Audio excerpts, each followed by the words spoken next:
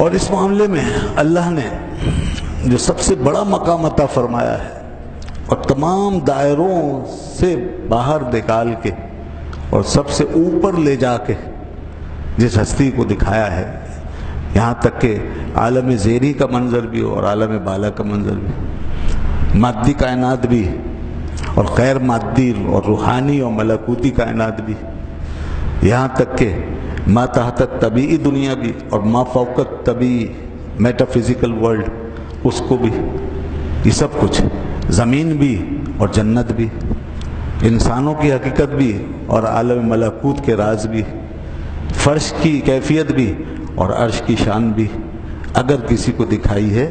اللہ نے، اگر یہ ساری چیزیں کسی کو دکھائی ہیں اور سارے حقائق کسی کو دکھائے ہیں اور سب سے زیادہ اگر کسی کو دکھایا ہے تو وہ ایک ہی ذات ہے، اور وہ ذات ہے ذات رسالت مآب حضرت محمد مصطفیٰ صلی اللہ علیہ وآلہ وسلم، آپ کو دکھایا۔ اور پھر اس سے بھی آگے جا کر کے اس کائنات کی حقیقت اور اس کے راز بھی دکھائے، یہ سب کچھ کائنات زیری و بالا اور پست و بالا یہ دکھایا، اور اس کے بعد اس نے اس خلق کے بعد خود خالق کائنات نے اپنا جلوہ بھی اپنے حبیب کے آگے بے نقاب فرمایا، پھر اپنا دیدار بھی عطا فرمایا، وہاں تک اللہ نے آپ کو بلندی اور عروج سے نوازا، یہ آپ ہی کا خاصہ تھا۔ اب ہم جس معراج کی بات کرتے ہیں وہ معراج اصل میں یہی ہے، معراج مصطفیٰ صلی اللہ علیہ وآلہ وسلم۔ یہ معراج بیداری کی معراج تھی، یہ معراج ظاہری بھی تھی باطنی بھی تھی، یہ معراج جسمانی بھی تھی اور روحانی بھی تھی، یہ معراج ہر قسم کی معراجوں کو شامل تھی۔ اللہ نے جتنی معراجیں اب تک اپنے بندوں کو نصیب فرمائی، ان ساری معراجوں کو حبیب پاک صلی اللہ علیہ وسلم کی معراج میں جمع کر دیا، یعنی معراج منامی ایک معراج ہوتی ہے جو خواب میں انسان طے کرتا ہے، خواب میں دیکھتا ہے، اللہ تعالیٰ خوابوں میں دکھاتا ہے، بہت سے لوگوں کو یہ معراج عطا فرماتا ہے، اپنے نبیوں کو عطا فرماتا ہے اور ان کے صدقے میں اپنے اولیاء کو عطا فرماتا ہے۔ معراج منامی اولیاء کو بھی عطا ہوتی ہے۔ ایک معراج کشفی ہوتی ہے، کشف کی صورت میں معراج، کہ اپنے روحانی مقام کے ذریعے سے کس چیز کا کشف کر لینا، کس چیز کا منکشف ہو جانا، روحانی اعتبار سے کس چیز کا ظاہر ہو جانا، یہ معراج کشفی ہے۔ یہ معراج بھی اللہ تعالیٰ اپنے بندوں کو عطا فرماتا ہے، نبیوں کو عطا فرمائی، اولیاء کاملین کو عطا فرماتا ہے معراج کشفی، اور وہ بیٹھے بیٹھے اپنی روحانی طاقت سے بہت سی چیزیں دیکھ لیتے ہیں، وہ پردے اٹھ جاتے ہیں، عالم پست و بالا سے پردے اٹھتے ہیں اور وہ دیکھ رہے ہوتے ہیں، نظارہ کر رہے ہوتے ہیں، یہ بھی معراج ہے۔ تو منامی معراج ایک معراج ہے، روحانی اور کشفی معراج بھی ایک معراج ہے،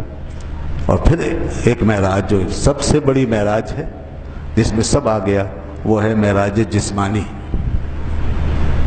وہ اس جسم کے ساتھ، اس ظاہری جسم کے ساتھ، جسد خاکی کے ساتھ، جہاں پہ روح بھی موجود ہے، جہاں سارا باطن بھی حاضر ہے، تمام کیفیات بھی موجود، اور پھر اس کے بعد یہ جسم غایت لطافت میں جائے۔ اب لطافت میں جانا یہ کیا چیز ہے؟ یعنی ہمارا جسم مادی دنیا کے حساب سے کثیف ہے، اور کثیف شے کا حکم رکھتا ہے، اور کثیف چیز جو ہوتی ہے وہ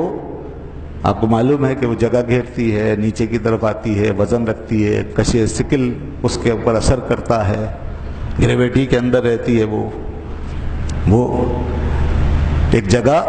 اور ایک وقت کی محتاج ہے۔ جو بھی کثیف چیز ہے جگہ کی محتاج ہے، وقت کی محتاج ہے، اس کا ویٹ ہوگا اور وہ مائل بتحت ہوگی، یعنی نیچے جائے گی۔ لیکن جب کوئی چیز کثیف ہونے کے باوجود لطافت میں چلی جائے، لطیف ہو جائے، اور اس کی کثافت جو ہے وہ مغلوب ہو کر کے سب کچھ لطافت میں ڈھل جائے، اور اللہ کی شان وہ چاہے تو یہ کام کر سکتا ہے، کسی بھی شے کو لطیف بنا دے۔ لطیف بنانے کا مطلب مادیت کی ڈائمنشن سے نکال دے، اور جب وہ مادیت کی ڈائمینشن سے نکل جائے گی تو پھر اس پر مادے کا اطلاق نہیں ہوگا، مادیت کا اطلاق نہیں ہوگا، مادیت کے احکام کا اطلاق نہیں ہوگا، پھر اسے ٹائم اینڈ اسپیس کی ضرورت نہیں، پھر وہ ٹائم اینڈ اسپیس سے مابرا ہو جاتی ہے۔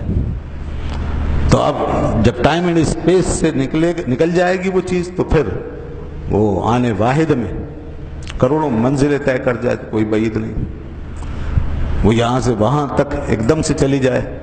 زمین و آسمان کی وسعتوں سے بھی باہر نکل جائے تو کوئی بعید نہیں، یہ ہو سکتا ہے۔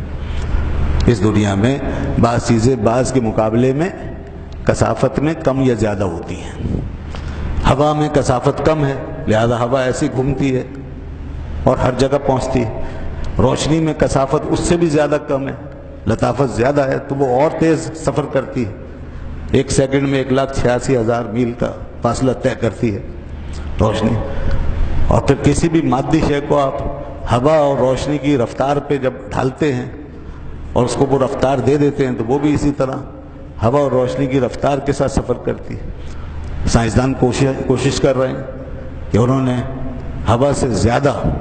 سپر سونک قسم کی چیزیں ایجاد کر کے اس رفتار پہ قابو پایا، ایسے ایسے جہاز اور ایئرکرافٹ موجود ہیں۔ اب وہ روشنی کی رفتار سے بھی سفر کرنے جا رہے ہیں اور بہت کچھ کرنے کی کوشش کر رہے ہیں کہ انسان بھی اسی طریقے سے خود اپنے وجود کے ساتھ روشنی کی رفتار سے سفر کرے، اور یہاں تک کہ مادے کو انرجی میں تبدیل کر کے بھی وہ ہر ایک چیز کی کثافت کو مائنس کر کے اس کو لطافت کے حکم میں لے کے جا رہے ہیں۔ اور پھر ہم دیکھ رہے ہیں کہ کس طریقے سے چیزیں چینج ہو رہی ہیں، ٹرانسفر ہو رہی ہیں، موو کر رہی ہیں، تو بالکل حکم بدل جاتا ہے۔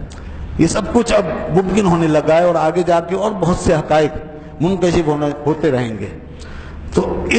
آج کے اس دور میں اور موجودہ ان حالات میں، ان تبدیلیوں اور انقلابات کے اس ماحول میں معراج کا سمجھنا کیا مشکل ہے۔ اللہ قادر و قیوم، اس نے تو پہلے اعلان فرما دیا، سبحان الذی اسری بعبدہ، پاک ہے وہ ذات، پاک ہے، سبحان ہے جو لے کر گیا ہے اپنے بندے کو رات کے ایک تھوڑے سے حصے میں۔ تو اس نے خود فرما دیا کہ میں لے کر گیا ہوں اور میں پاک ہوں، وہ قادر ہے، وہ ان اللہ علی کل شیء قدیر سے متصف ہے، وہ فعال لما یرید کی شان رکھتا ہے، وہ یفعل ما یشاء کی شان کا حامل ہے، لہذا وہ جو چاہے کر سکتا ہے۔ تو اسی نے لطافت پیدا کی ہے، اسی نے کثافت پیدا کی ہے، وہی عالم خلق کا بھی خالق ہے اور وہی عالم امر کا بھی خالق ہے۔ تو وہ اسی نے ہمیں جسم بنایا، جسم دیا، اور اسی نے ہمیں روح عطا فرمائی۔ اس نے ہمیں مادیت کی ڈائمنشن میں جسم کو غالب رکھ کر پیدا کر دیا کہ جسم اور جسمانی تقاضے یہ غالب رہیں اس مادی ڈائمنشن میں، اور دوسری ڈائمنشن میں وہ روح کو جسم پہ غالب کر دیتا ہے۔ جب جسم کو غالب کیا تو روح پیچھے پیچھے چل رہی ہے، روح تابع ہو گئی ہے، اور جہاں وہ روح کو غالب کر دیتا ہے وہاں جسم پیچھے پیچھے چلتا ہے، جسم تابع ہو جاتا ہے۔ وہ جو چاہے کر سکتا ہے، وہ جسم کو چاہے روح بنا دے، روح کو چاہے جسم بنا دے۔ اب یہ باتیں تو وہی لوگ جان سکتے ہیں جنہوں نے یہ سب چیزیں اپنی عبادتوں، ریاضتوں، مجاہدات کے ذریعے طے کی۔ اس لیے صوفیاء کرام اور بزرگان دین یہ بات فرماتے تھے، ارواحنا اجسادنا و اجسادنا ارواحنا، کہ لوگوں غلط فہمی میں نہ پڑنا۔ ہمارا معاملہ یہ ہے کہ ہمارے جو اجساد ہیں یعنی جسم، یہ ہماری روحیں ہوتے ہیں، اور ہماری جو روحیں ہیں یہ ہمارے جسم ہو جاتے ہیں۔ تو وہ یہ چیزیں آپس میں اس طرح مکس ہو جاتی ہیں ان کے اندر کہ جسم اور روح دونوں مکس ہو کر پھر کبھی جسم کا حکم ان پہ لگ رہا ہوتا ہے اور کبھی روح کا حکم ان پر غالب ہوتا ہے۔ اس طرح معاملات چلتے چلے جاتے ہیں۔ تو جسم کا حکم غالب ہوتا ہے تو پھر ٹائم اینڈ اسپیس سامنے آ جاتا ہے، اور جب روح کا حکم غالب ہونے لگتا ہے تو ٹائم بھی غائب ہو جاتا ہے، اسپیس بھی غائب ہو جاتی ہے، اور انسانی عقل حیران رہ جاتی ہے کہ یہ کیا ہو گیا۔